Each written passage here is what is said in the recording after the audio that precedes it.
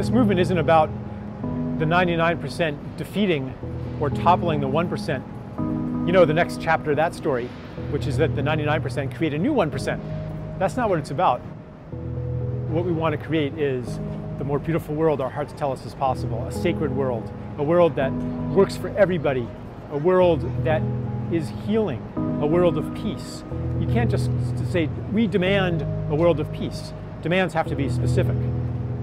Anything that people can articulate can only be articulated within the language of the current political discourse.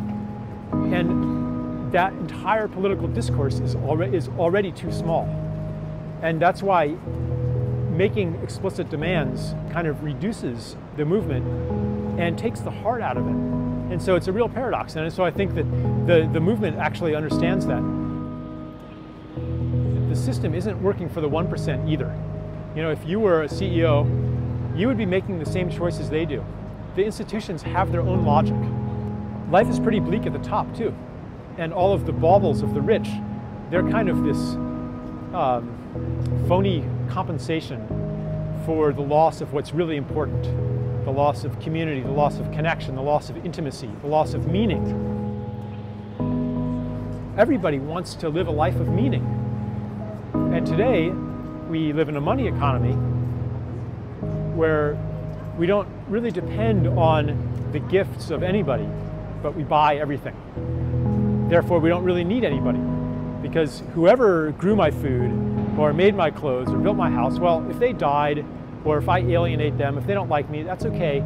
I can just pay somebody else to do it. And it's really hard to create community if the underlying knowledge is we don't need each other. So people kind of get together and they act nice, or maybe they consume together. But joint consumption doesn't create intimacy. Only joint creativity and gifts create intimacy and connection.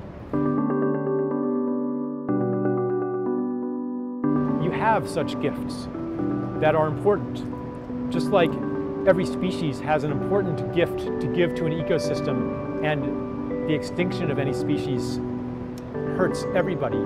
The same is true of each person, that you have a necessary and important gift to give. And that for a long time our minds have told us that maybe we're imagining things, that it's crazy to live according to what you want to give.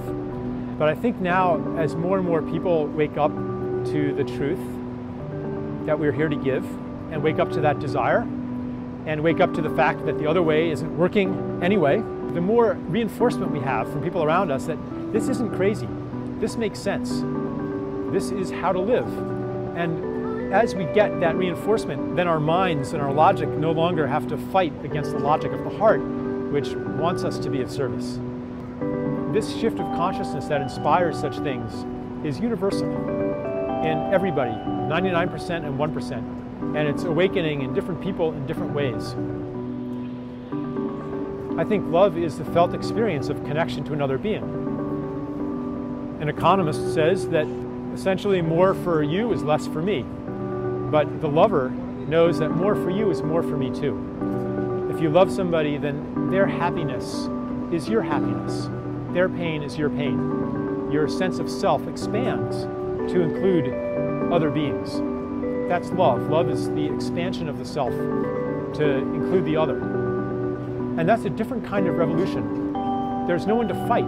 There's no evil to fight. There's no other in this revolution. Everybody has a unique calling. And it's really time to listen to that. That's what the future is going to be. It's time to get ready for it and to help contribute to it and make it happen.